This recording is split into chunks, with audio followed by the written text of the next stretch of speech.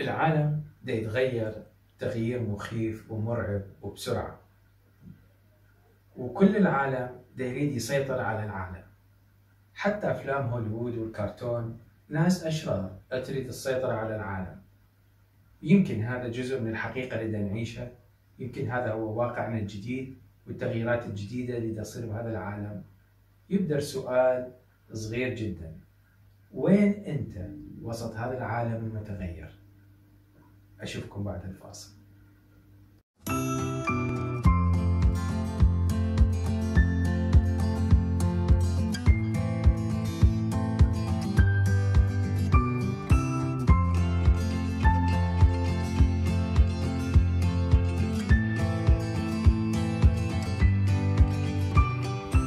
أخوي وأختي، أهلا وسهلا بكم بلقائنا الأسبوعي كلام للقلب من كتاب المقدس. واليوم حكايتنا بنعمة الرب ورسالة لنا من الكتاب المقدس عن الأمور اللي تصير بالعالم والتغييرات اللي تصير في العالم. العالم تغير وصار في إيد الشيطان من يوم سقوط آدم في الخطية والشيطان من يومها لليوم يحاول يقضي على البشرية. ويسوع المسيح في إنجيل يوحنا قال عن الشيطان: ذاك كان قتالا للناس، يعني ما يقتل الإنسان بإيده، لكن يخلي الإنسان يقتل أخوه الإنسان عن طريق التشويش في فكرة، مثل ما صار قايين قتل أخوه هابيل اللي قصة معروفة أنه في سفر التكوين. وعبر تاريخ الإنسانية والبشرية والحضارات اللي مرت على تاريخ الإنسان ظهرت إمبراطوريات وسقطت إمبراطوريات، والكل كانت تريد تسيطر على الكل. كانت الإمبراطورية القوية كانت تسيطر على الإمبراطورية الضعيفة وترفع رايتها وتوحدها وتوسع أراضيها في كل مكان. كان فكرة التوسع والسيطرة على العالم المعروف بذاك الوقت كانت فكرة موجودة ومسيطرة على العالم، مسيطرة على الناس الأقوياء. وتتوالى على تاريخ البشرية الحروب والسيطرات على بعضهم البعض، مثل القرن الماضي القرن العشرين شفنا وشهدنا عبر التاريخ حربين عالميتين راحوا ضحاياها الملايين اللي راحت دون سبب وما حد يعرف ليش، لكن كانت القوى العظمى أو الناس اللي مسيطرة على القوى كانت تريد تسيطر على كل العالم بأي طريقة وبأي شكل حتى يكونون هم النافذين في كل الأمور. ومع تطور الحياة بالقرن ال21 واللي زادت البشرية انفجار سكاني مخيف، وصل العدد تقريبا إلى 8 مليار إنسان على وجه الأرض. الصين والهند لهم حصة النصف تقريبا من هذا العدد. واليوم نشوف مع أزمة انفجار السكاني اللي صارت في العالم تظهر أزمات أخرى متوالية مع بعض البعض. مثال على هذا الأمر اللي هي نشوف أزمة غذائية في كل العالم، يصير الطلب على الغذاء بشكل مخيف. لذلك نشوف أن الأزمة تتفاقم يوم بعد يوم، والأسباب كثيرة، منها مثلا التلوث يخلي تصحر يصير في كل مكان، والتصحر يزيد على حساب الأراضي الزراعية. وأيضا العمران والبناء والسكن يصير على حساب الأراضي الزراعية. الغابات بدأت تقل، الطلب على الخشب صار كثير، فصار الزراعة شيء مطلب للبشرية حتى تقدر تعيش، ونعرف الغذاء ايش قد مهم للإنسان. ولأنه صار الطلب جدا على الغذاء، ظهرت هناك تجارة تختص بالسيطرة على سوق الغذاء في العالم. بدأت هذه التجارة هي ترسم الخطوط وين يتم توزيع هذا الطعام، مو على حسب الحاجة لكن على حسب الدفع والطلب حتى يدفعوا. وصارت الناس تشتري بأي ثمن حتى تغذي شعوبها، وهذا كان على حساب الشعوب الفقيرة والناس الفقيرة اللي تصير فيهم المجاعات. ودخلت عندنا المجاعات في كل العالم، والسبب واحد من الأسباب أنه الزراعة ما تتم مثل الأول ولا يتم توزيعها مثل الأول، والناس تموت من الجوع. هذا الجانب الزراعي واللي ممكن يتأثر حتى بالحروب، ولا نشوف الحروب في كل مكان. وطبعا الحروب ما تعطي مجال للناس إنها تزرع، لكن كل الناس تكون في موضوع واحد، هو صناعة السلاح والدفاع عن الوطن والدفاع عن نفسه، وهذا على حساب الزراعة والطعام اللي نشوف اللي يصير مجاعات في كل العالم. مع أزمة الجوع اللي صارت في العالم والناس اللي تموت بالملايين بسبب المجاعات اللي في كل أنحاء العالم، برزت أيضا أمور كثيرة، منها أن الزلازل صارت شيء مخيف، والأوبئة صارت شيء مخيف أكثر. شهدت القرون الماضية إلى أزمات أوبئة غير طبيعية اللي راح ضحاياها الملايين، مثل جنون البقر، مثل إنفلونزا الطيور وإنفلونزا الخنازير، وبالوقت الحاضر أزمة فيروس كورونا. هذا الفيروس اللي شل حياة العالم، ولليوم كل العالم تريد تخلص من هذا الفيروس اللي أضر باقتصادها وضر بحياتها. من ضمن الأمور اللي يتسابقون عليها هي صناعة الدواء حتى يوجدوا لقاح لهذا الفيروس الخطير. وصار هذا السباق اللي موجود الآن على الكرة الأرضية، الكل تتسابق من يجد اللقاح الأول حتى يسيطروا على السوق العالمي للدواء.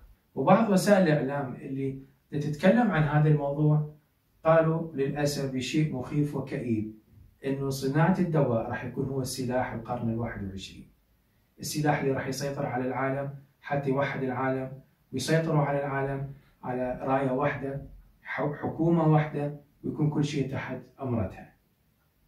في كل الأحوال هذا مو شيء جديد، التاريخ يشهد والكتاب المقدس أيضا يشهد.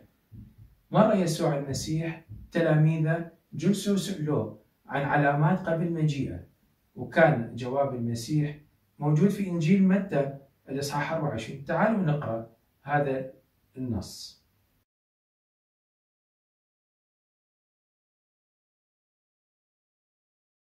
وفيما هو جالس على جبل زيتون تقدم إليه التلاميذ على انفراد قائلين: قل لنا متى يكون هذا، وما هي علامات مجيئك وانقضاء الدهر؟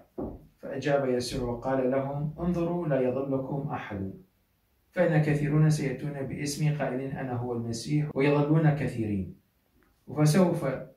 وسوف تسمعون بحروب وأخبار حروب، انظروا لا ترتاعوا، لأنه لا بد أن تكون هذه كلها، ولكن ليس المنتهى بعد. لأنه تقوم أمة على أمة ومملكة على مملكة، وتكون مجاعات وأوبئة وزلازل في أماكن، ولكن هذه كلها مبتدأ الأوجاع. كلام واضح، والمسيح سبق وحذرنا أنه راح تقوم أمة على أمة، مملكة على مملكة، لكن هذه كلها راح تكون مو شيء هو نهاية العالم، لكن سماها مبتدأ الأوجاع.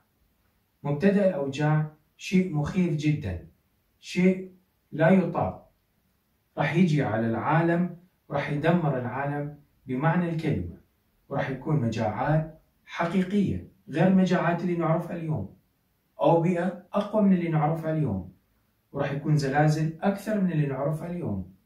للأسف مع أن الخبر محزن وكئيب، لكن هاي حقيقة سبق يسوع المسيح وحذرنا عنها.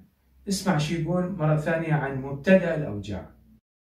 يقول: لأنه يكون حينئذ ضيق عظيم لم يكن مثله منذ ابتداء العالم إلى الآن ولن يكون. المسيح يقول عن مبتدأ الأوجاع ما راح يكون مثل هذا الضيق لا قبل ولا بعد مثل اللي راح يصير. وللأسف هذا الكلام حقيقي ولا بد أن يتم، لأنه كلام المسيح واضح جدا. هو اللي قال: السماء والأرض تزولان لكن كلامي لا يزول. هو نفس الكلام المحزن والمخيف اللي ما بي أي أمل أو أي رجاء للإنسان، لكن موجود الرجاء، والإنسان يقدر أنه يتمتع بهذا الرجاء إذا فتش الكتاب المقدس وشاف الطريق الخلاص، كيف يخلص من هذا مبتدأ الأوجاع أو الضيقة العظيمة كما يسميها الكتاب المقدس. سفر دانيال يتكلم عنه، أنبياء كثير يتكلموا عنه، بولس برسالة يتكلم عنه، لكن احنا اليوم نريد نسمع كلمة المقدسة. وين عندنا رجاء في هذا الأمر؟ الضيقة تمشي على الناس اللي بعيدين عن المسيح. الضيقة يمر بها كل إنسان بعيد عن المسيح للأسف. المسيح راح ينقذ شعبه وينقذ أولاده اللي آمنوا فيه والولدوا ولادة الثانية الروحية الثانية، اللي بدونها ما يقدر يدخل ملكوت السماوات. هو لنفسه راح يجي ياخذ أولاده حتى ما يمروا بهالضيقة، وينقذهم من ضيقة عظيمة جدا راح تمر على العالم. يمكن تسأل سؤال وسط هالأزمة وهالضيقة، وين الله في كل هالأمور اللي تصير؟ الله موجود ولا زال مسيطر على كل مجريات الحياة، سواء عرفت هذا الشيء أو ما عرفته. الكتاب يوضح لنا أنه الكلمة الأخيرة هي لله.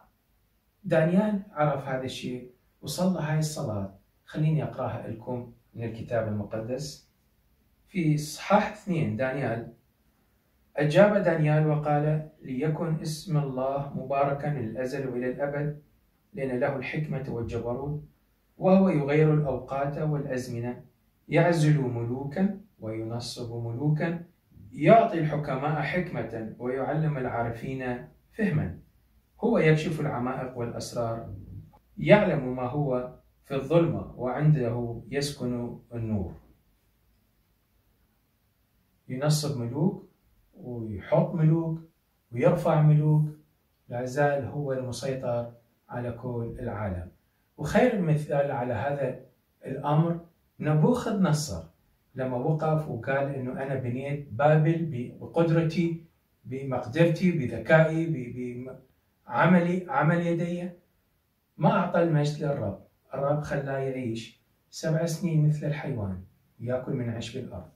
وفي السنة الأخيرة لما رجع إلى عقله قال هذا الكلام. خليني أقرأ لكم أيضا من سفر دانيال: وعند انتهاء الأيام أنا نبوخذ نصر رفعت عيني إلى السماء، فرجع إلي عقلي، وباركت العلي، وسبحت وحمدت الحي إلى الأبد، الذي سلطانه سلطان أبدي، وملكوته إلى دور فدور. وحسبت جميع سكان الأرض كلا شيء، وهو يفعل كما يشاء في جند السماء وسكان الأرض، ولا يوجد من يمنع يده أو يقول له ماذا تفعل. نبوخذ نصر عرف أن سلطان الله على كل سلطان على وجه الأرض، حتى وإن بدت الظروف والحياة اللي نعيشها وكأن الله غايب عن المشهد، لكن الله موجود، الله مسيطر. الله يريدك أنت اللي تقرر مصيرك، أنت اللي تفهم وسط هذا العالم الفوضوي، هذا العالم الشرير المظلم، قرارك وين راح يكون؟ أنت وسط هذا العالم وين راح تكون؟ الإنسان دا يعيش الأزمات، دا يعيش الزلازل، دا يعيش الأوبئة، دا يعيش المجاعات، مع أنه كلها تؤدي إلى الموت، لكن مو هي السبب الوحيد للموت. الموت له أسباب كثيرة. ممكن الإنسان يموت بهدوء وبسلام على فراشه من غير أي مرض، من غير أي شيء. اللي يريد أقوله، السؤال اللي مهم، حياتك إذا انتهت بعد هذه الحياة وين راح تكون؟ إذا ما تعرف مصيرك، تعال صلي معي وقول: يا رب السماء والأرض، أسلمك حياتي، أريد أن أكون معك بعد ما تنتهي حياتي على الأرض. أفتح لك قلبي، أفتح لك حياتي حتى تنور فيا وتطهرني بدم ابنك يسوع المسيح اللي سكب على الصليب من أجلي. أنا إنسان فاشل، أنا إنسان عاجز، ما أقدر أوقف بوجه العالم ولا وجه الأوبئة ولا الزلازل، لكن أنا واثق إذا انتهت حياتي أكون معك. أنا أشكرك إلهي الحي لأنك أنت سمعت لصلاتي إكراما لاسم المسيح. آمين. لقاءنا انتهى والرسالة كانت واضحة لنا. حدد مصيرك منذ الآن، لأنك أنت ما تعرف الحياة وين تنتهي، لأن الكوارث موجودة على وجه الأرض. موجود اليوم قنابل ذرية وهيدروجينية وغيرها تكفي أنها تفجر أكثر من 200 كوكب مثل كوكب الأرض. لا أقصد حياتنا راح تنتهي بسرعة وأنت قرر مصيرك.